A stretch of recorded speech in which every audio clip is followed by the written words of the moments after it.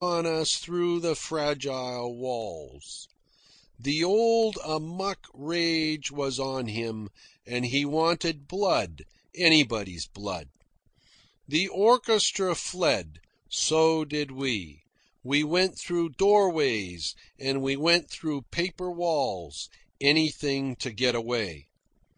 And after the place was half wrecked, and we had agreed to pay the damage, leaving Victor partly subdued and showing symptoms of lapsing into a comatose state, Axel and I wandered away in quest of a quieter drinking place. The main street was a madness. Hundreds of sailors rollicked up and down. Because the chief of police with his small force was helpless, the governor of the colony had issued orders to the captains to have all their men on board by sunset. What? To be treated in such a fashion?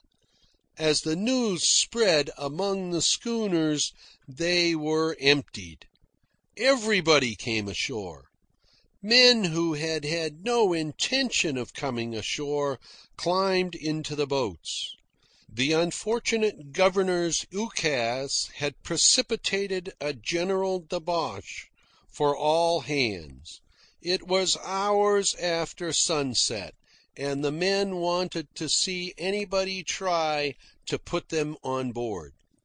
They went around inviting the authorities to try to put them on board.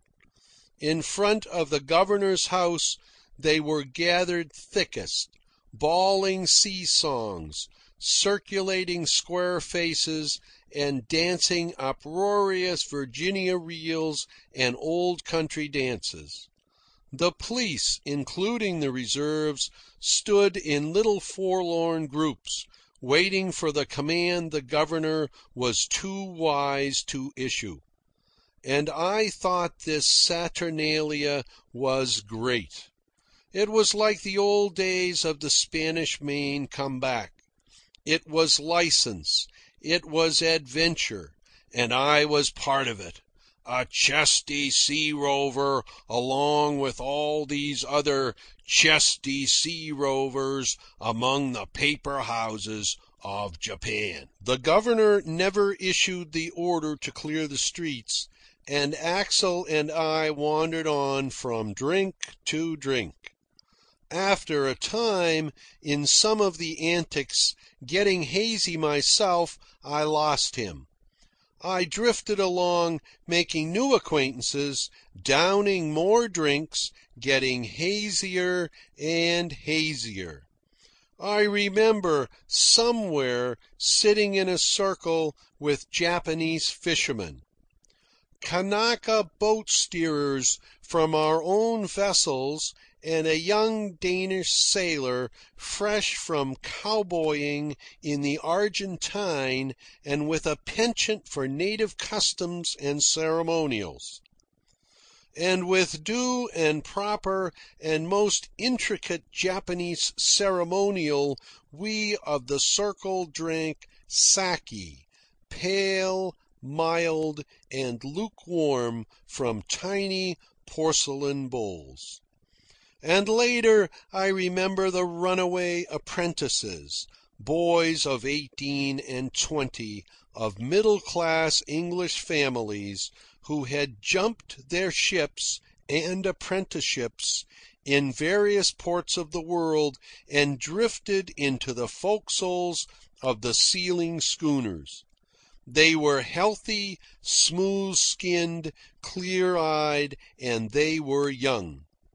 Youths like me, learning the way of their feet in the world of men. And they were men. No mild sake for them, but square faces illicitly refilled with corrosive fire that flamed through their veins and burst into conflagrations in their heads.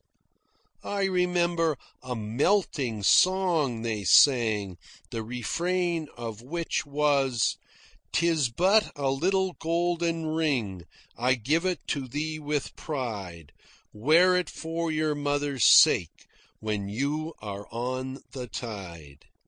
They wept over it as they sang it, the graceless young scamps who had all broken their mother's prides, and I sang with them and wept with them and luxuriated in the pathos and the tragedy of it, and struggled to make glimmering, inebriated generalizations on life and romance. And one last picture I have standing out very clear and bright in the midst of vagueness before and blackness afterwards.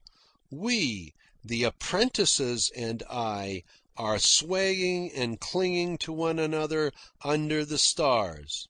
We are singing a rollicking sea-song, all save one who sits on the ground and weeps. And we are marking the rhythm with waving square faces.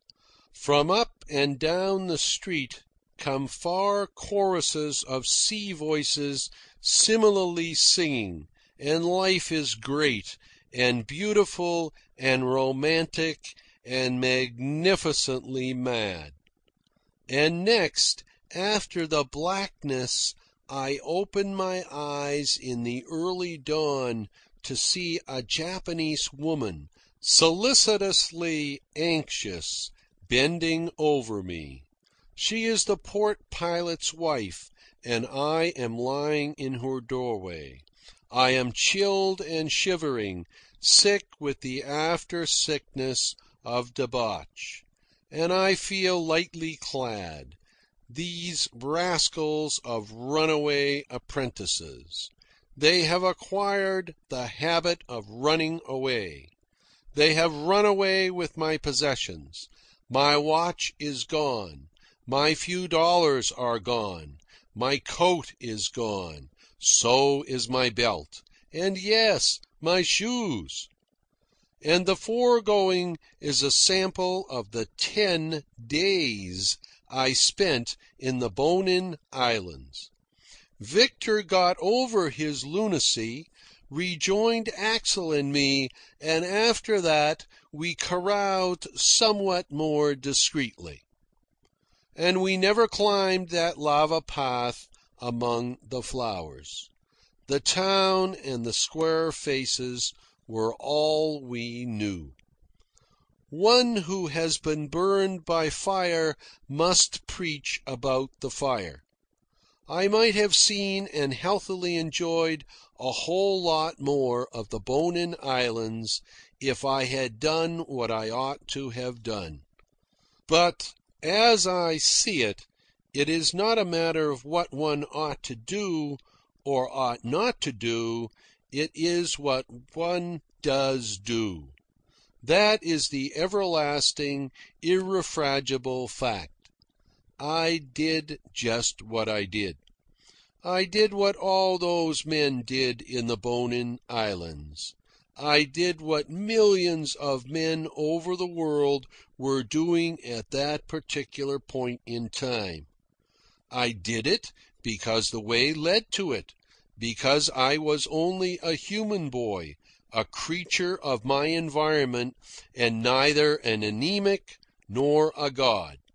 I was just human, and I was taking the path in the world that men took. Men whom I admired, if you please, full-blooded men, lusty, breedy, chesty men, free spirits, and anything but niggards in the way they foamed life away. And the way was open. It was like an uncovered well in a yard where children play. It is small use to tell the brave little boys toddling their way along with knowledge of life that they mustn't play near the uncovered well. They will play near it. Any parent knows that. And we know that a certain percentage of them, the livest and most daring, Well, fall into the well. The thing to do, we all know it, is